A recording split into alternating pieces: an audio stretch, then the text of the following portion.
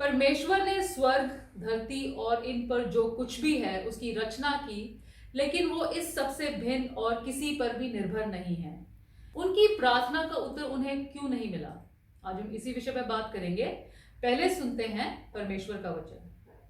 परमेश्वर का वचन हमने यशायाह नबी की पुस्तक उसका 44वां अध्याय उसकी 24वीं आयत से लिया है।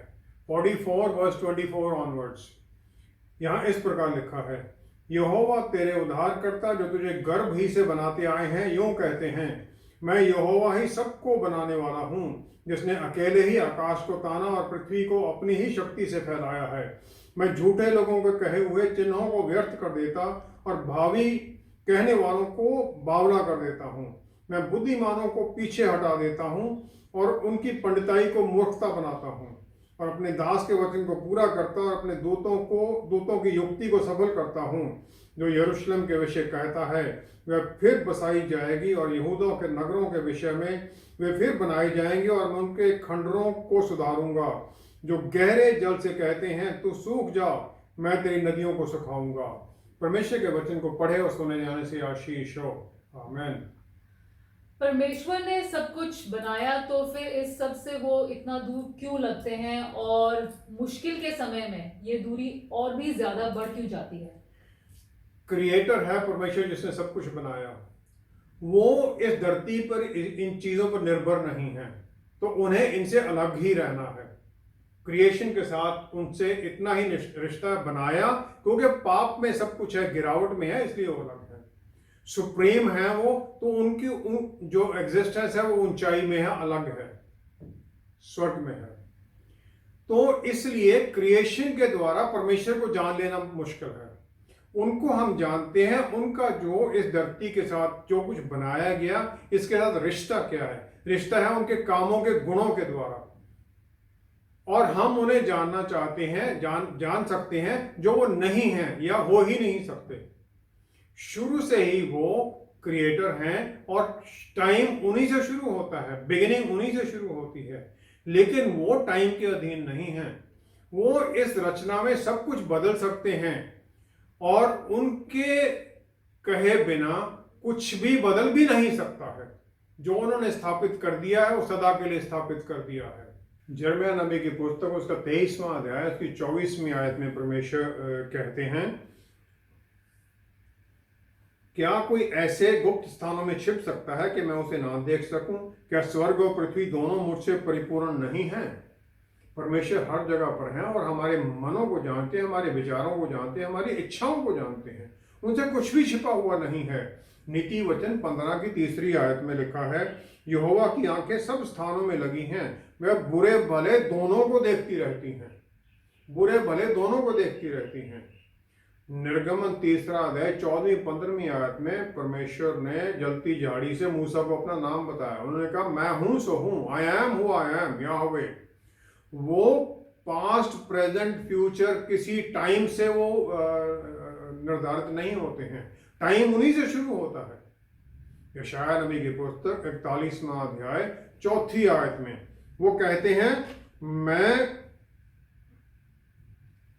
I call the generation from the beginning, शुरू से मैं जो जनरेशन है उन्हें बुलाता हूं। मैं परमेश्वर हूं, मैं पहला और आखिरी हूं, और मैं वही रहूंगा। अय्यूब को परमेश्वर ने धर्मी और अपराइट माना, और फिर वो अपने मित्रों से पूछ सका जो उसको क्रिटिसाइज कर रहे थे। अय्यूब की पुस्तक 11वां अध्याय 7वीं आयत में, क्या तुम परमेश्वर की गहराई की बातों को जान सकते हो? क्या तुम परमेश्वर की सीमाओं को जान सकते हो? हम परमेश्वर को उनके वचन के द्वारा जानते हैं। हमारी प्रार्थनाएं, आशाएं, ये सब कुछ उनके प्यारे बेटे प्रभु यीशु जो इंसान बन गए उनके द्वारा हम उन तक पहुंचती हैं। भजन संहिता 135 की 6ठी आयत में परमेश्वर जो चाहते हैं वो करते हैं, स्वर्ग में और धरती पर। और जितनी विपदाएं आती हैं धरती के ऊपर, उनके इच्छा के अनुसार ना हो, लेकिन उनकी परमिशन जरूर होती है।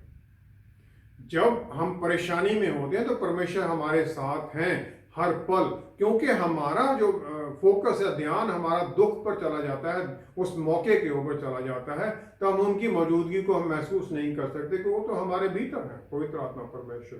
भजन संहिता 145 की 18 में भजनकार अपने पर्सनल एक्सपीरियंस से कहता है, परमेश्वर उनसे नजदीक है जो उनको पुकारते हैं, जो उन्हें सच्चाई में पुकारते हैं। हम पूरी तरह सच्चाई में नहीं हैं, तो इसलिए फिर हम इम्प्रॉपर रिक्वेस्ट करने लग जाते हैं। लेकिन परमेश्वर हमारी प्रार्थनाओं को उत्तर देते हैं उस तरीके से जो हमारे लिए बेस्ट है।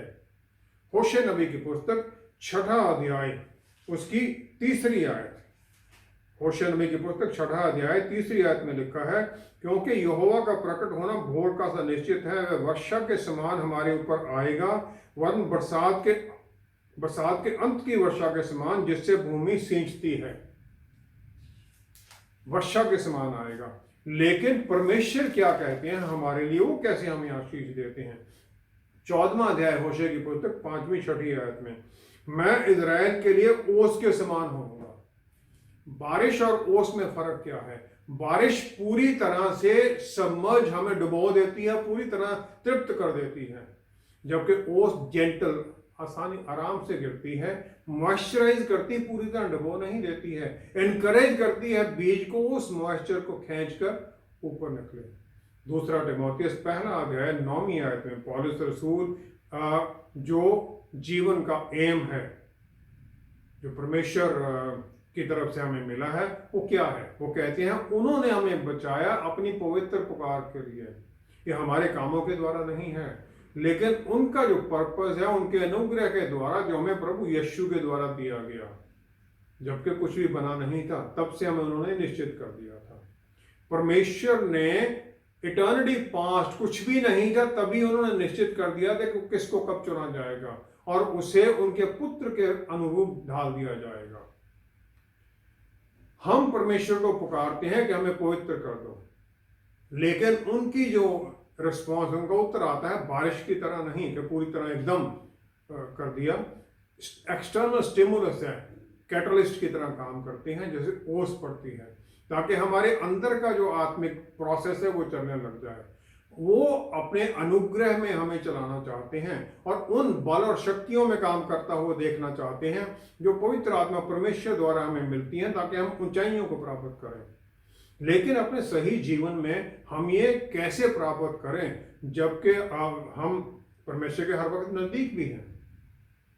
परमेश्वर के द्वारा जो हमारे अंदर प्रोसेस चेंज का है, पवित्र आत्मा परमेश्वर द्वारा है, और इसके लिए जो हमें स्टेप लेने हैं वो क्या है? पहला है परमेश्वर का आदर करें, क्योंकि इसके बिना हम उनकी आशीष पाने के हकदार हो ही नहीं सकते, क्योंकि हम उनका अनुग्रह हमारी कमजोरियों में और ज्यादा पा सकते हैं जब उनको आदर करते हैं। 2 कुरिन्थियों 12वां अध्याय 10वीं आयत में पौलुस रसूल ने कह दिया, मंत्र बता दिया मुश्किलों को जय पाने का। परमेश्वर ने उन्हें बताया कि मेरा अनुग्रह तेरे लिए काफी है, क्योंकि मेरा बल तुम्हारी कमजोरियों में परफेक्ट सिद्ध होता है।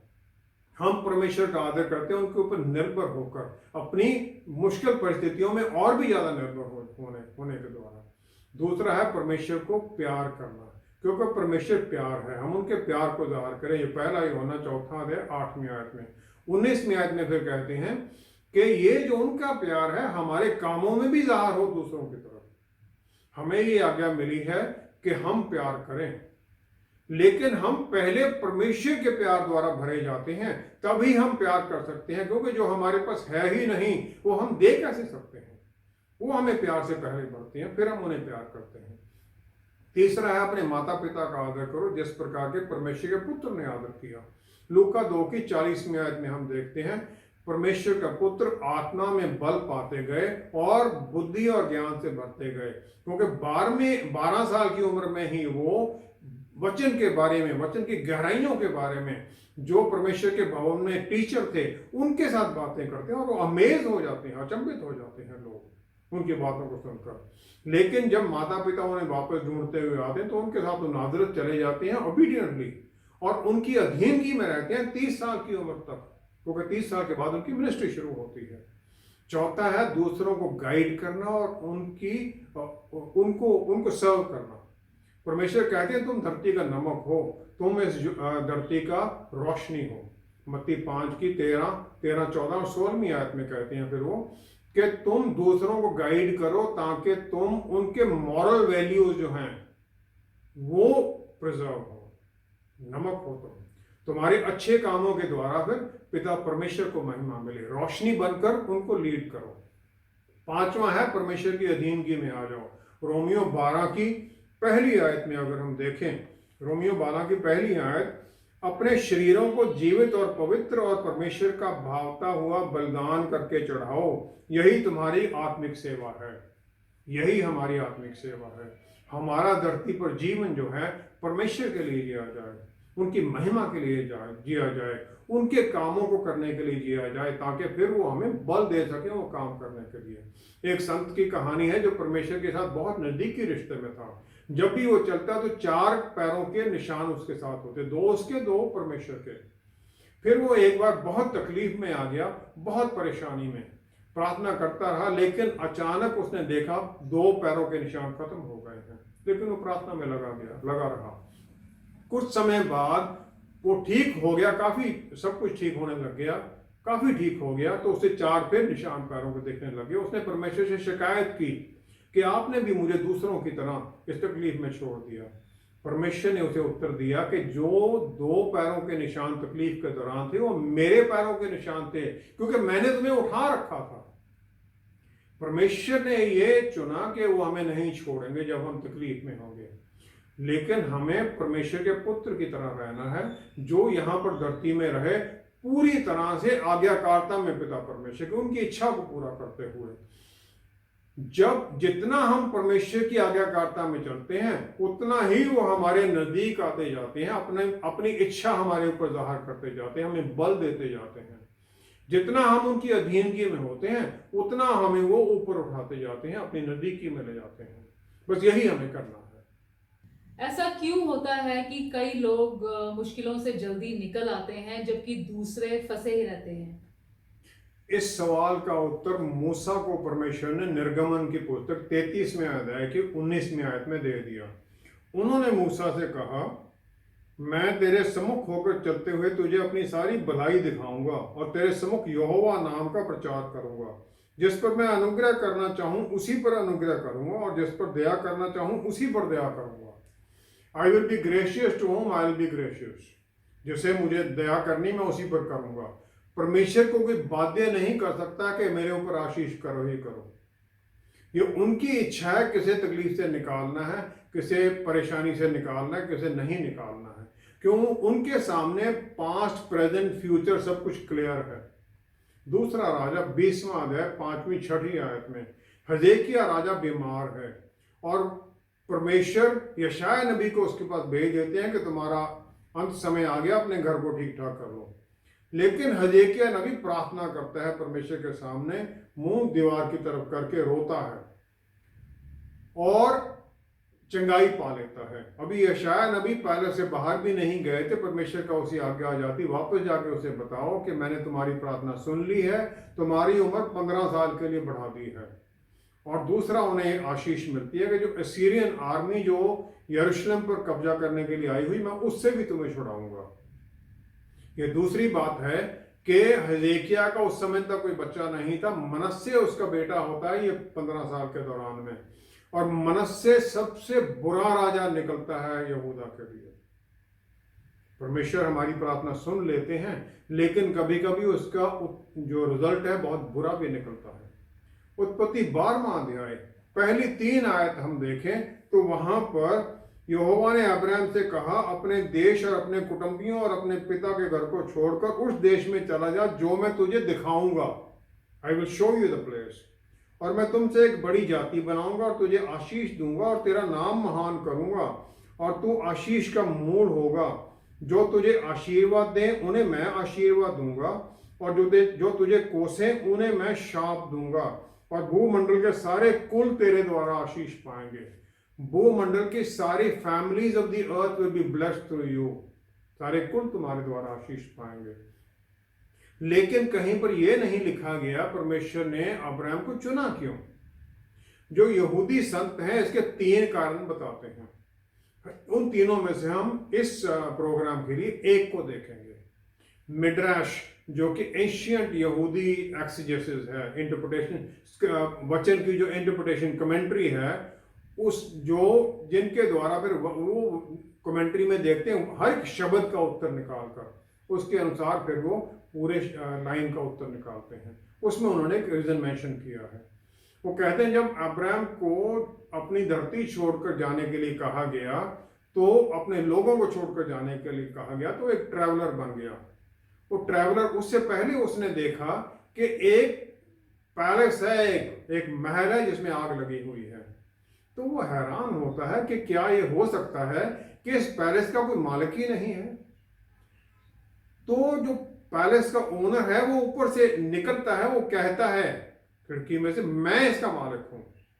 अब्राहम फिर सोचता है और कहता है कि दुनिया में इतना पाप है, क्या इस दुनिया का कोई मालिक नहीं है? परमेश्वर ने उसकी तरफ देखा और उसे कहा, मैं हूं इस दुनिया का सॉवरन रूलर, मैं इसका क्रिएटर हूं।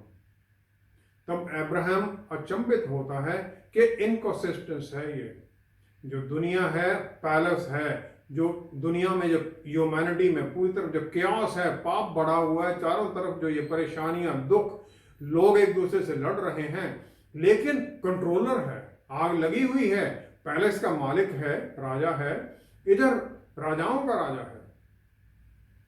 फिर वो ये सोचता है कि परमेश्वर ऐसी परिस्थितियां आने क्यों देते हैं? जो उन्होंने इतनी अच्छी धरती सब कुछ बनाया, उन्होंने इसे इतना ज्यादा बिगड़ने क्यों दिया, जबकि वो ऑल पावरफुल हैं, सब कुछ उनके अधीन है और सब कुछ उनके सामने पावरलेस है। अपेरेंटली जो पैलेस का ओनर है उसकी जो कॉल है, वो कहता मैं हूं मालिक, मैं इस पैलेस को छोड़ नहीं सकता क्योंकि मैं इन लोगों से प्यार करता हूं। परमेश्वर की कॉल भी ह्यूमैनिटी के लिए, हम सब के लिए यही है कि मैं सॉवरन गॉड हूं, मैं इस धरती को छोड़ नहीं सकता, लेकिन मैं तुम्हारी सहायता मांगता हूं। परमेश्वर अब्राहम को कहते हैं सब कुछ नष्ट हो रहा है लेकिन मैं छोड़ नहीं सकता। अब्राहम इस मॉरल इश्यू के द्वारा बड़ा प्रभावित होता है और इसीलिए परमेश्वर ने उसे चुन लिया कि वो इस धरती पर उसका रिप्रेजेंटेटिव बने और फिर वो इस बुराई के खिलाफ प्रोटेस्ट करे, इसके खिलाफ लड़े और फिर उसके द्वारा कौम बनती है और कौमें उसके द्वारा आशीषित होती हैं। हम सब अब्राहम के वंशज हैं। ईवल क्यों है धरती के ऊपर? क्योंकि परमेश्वर ने इंसान को freedom they the, free will, तुम जो मर्जी करो, तुम ये फल खाओ या ना खाओ। और इसके द्वारा परमेश्वर ने अपने आप को बांध लिया कि जो इंसान करता है उसे वो उसमें रोकते नहीं हैं।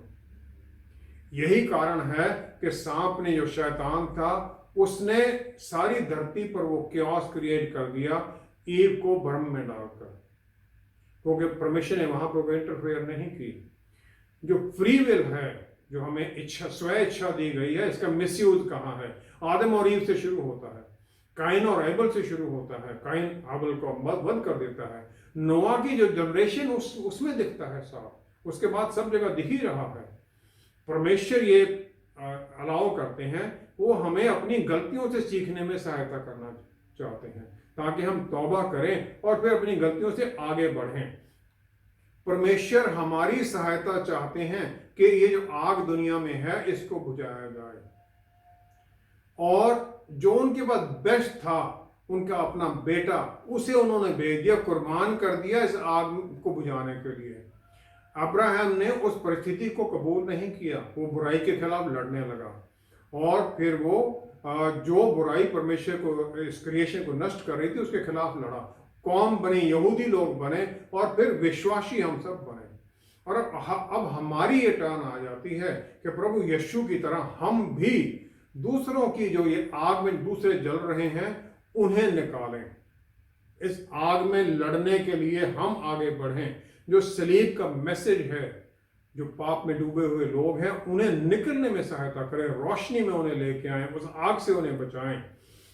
और फिर जो हमारे काम है न्याय के, दया के, प्यार के, जो परमेश्वर ने हमारे साथ किए, जो हम दूसरों के लिए करते हैं, ये फिर परमेश्वर को, प्यार को जाहिर करते हैं और ये फिर दूसरों के मनों की जो आग है उसे बुझाने में सहायता करते हैं, ताकि फिर एक आर्मी बनती जाए, आगे से आगे चलता जाए, आग बुझती जाए, ताकि पूरे संसार को बचाया जा सके। यही प्रभु यीशु का हमारे लिए काम है।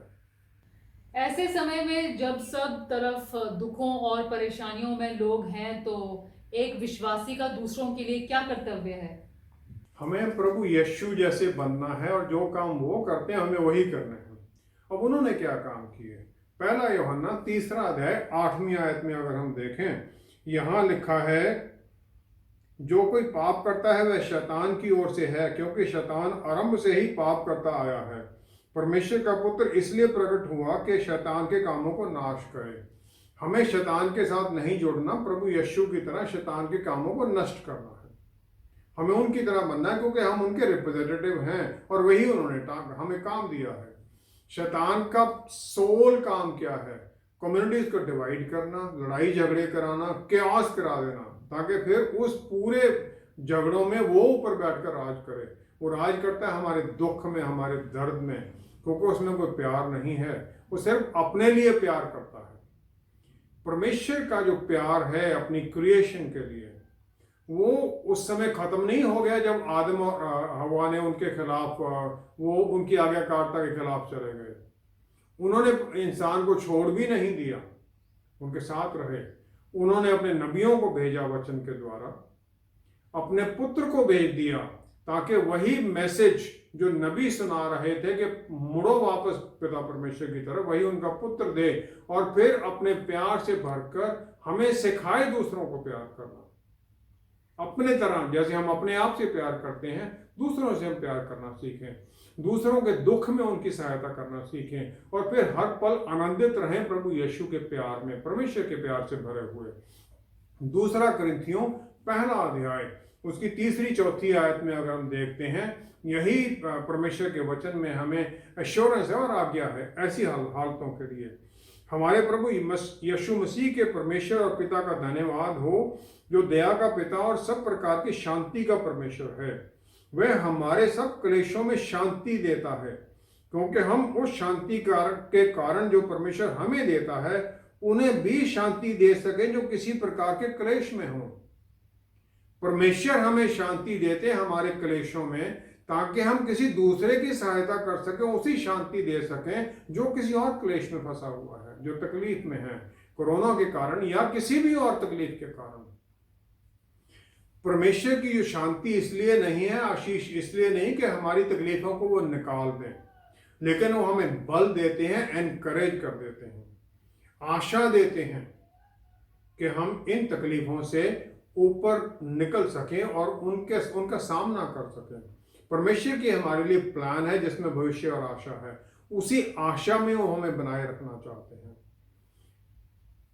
एक मेरे दोस्त है, उनका पुत्र कनाडा में है, लेकिन फिर भी वो पूरा आनंदित जीवन जी रहा है। अभी जो उसका लेटेस्ट मैसेज आया, मैं दुखी हूं लेकिन आशा से भरा हुआ हूं। मैं ये मानता हूं जो हमारे तकलीफों का वजन है, जो बोझ है, वो हमारी बेरिंग कैपेसिटी के बराबर है। कितना हम सह सकते हैं उसके अनुसार हमारे ऊपर बोझ डाला जाता है। पौलुस रसूल देखते हैं परमेश्वर की तरफ और फिर वो कहते हैं परमेश्वर हमारा सहायक है, पैराक्लीट, परमेश्वर हमारा सहायक है। प्रभु यीशु यूहन्ना 14:16 में कह देते हैं, यूहन्ना की 14:16 में, और मैं पिता से विनती करूंगा और वह तुम्हें एक और सहायक देगा कि वह सर्वदा तुम्हारे साथ रहे। ये सहायक कौन है? ये सहायक हैं पवित्र आत्मा परमेश्वर, जो हमारे भीतर हैं, जो हमारे साथ हैं हर पल। और फिर वही पवित्र आत्मा परमेश्वर के साथ साथ प्रभु यीशु हमारे सहायक हैं। हमारे 3 सहायक बन जाते हैं, तो तीनों होली ट्रिनिटी। 1 यूहन्ना 2 अध्याय पहली ही आयत में देखें, ये बातें तुम्हें इसलिए लिखता हूं कि तुम पाप ना करो, और यदि कोई पाप करे तो पिता के पास हमारा एक सहायक है, अर्थात धर्मी यीशु मसीह। धर्मी यीशु मसीह हमारे सहायक हैं। इब्रानियों की पुस्तक 2 अध्याय उसकी 18वीं आयत में अगर हम देखें, यहां लिखा है, क्योंकि जब उसने परीक्षा की दशा में दुख उठाया तो वह उनकी भी सहायता कर सकता है जिनकी परीक्षा होती है। तो हमारे सहायक पौलुस रसूल कहते हैं पहले पिता परमेश्वर है, पैराक्लीट। पवित्र आत्मा परमेश्वर प्रभु यीशु कहते हैं हमारे पैराक्लीट हैं, जो हमारे भीतर हैं।